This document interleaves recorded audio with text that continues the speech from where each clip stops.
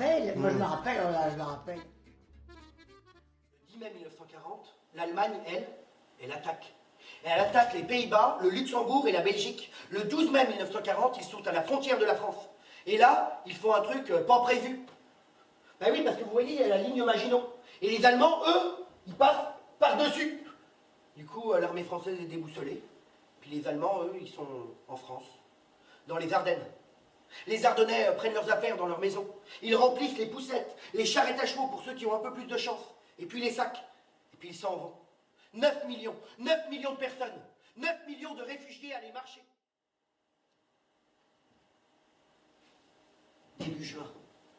Début juin, Hélène Dubreuil et son grand-père sont dans leur cuisine. Et là, ils entendent un drôle de bruit. Alors ils regardent par la fenêtre.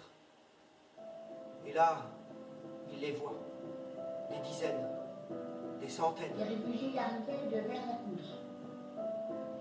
Mais à se toucher, comme on voit dans les films, vous savez. Mais il y avait des voitures à chevaux, il y avait des voitures avec bébés, ils se touchaient.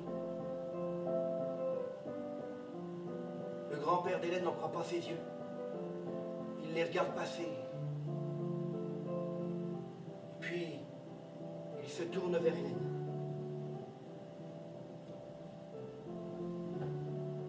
À la ligne Maginot. Mais il a fait du bon travail, ton cousin. À la ligne Maginot. Tu la vois, ta ligne Maginot? Elle a là, ta ligne Maginot.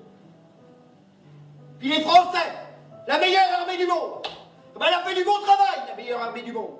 Je peux te garantir. Regarde-la, la meilleure armée du monde. Tu la vois?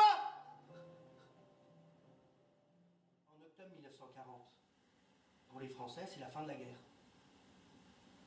Alors, la vie continue. Avec les battages, les vaches et puis les vendanges. Marie-Madeleine, elle va faire les vendanges avec ses cousins et cousines. Le matin, elle monte dans le tendron, tirée par les bœufs et conduite par son grand-père. Et puis ils vont ramasser du raisin pour en faire du noix. Un vin interdit dans les années 70. Parce que plus t'en buvais, et plus ça te tournait là-dedans. Enfin bon, Marie-Madeleine, elle, ce qu'elle préfère, c'est le pinot. Oh, le pinot. Mais le pinot, il y a un petit goût de reviens-y. Oh, c'est bon le pinot.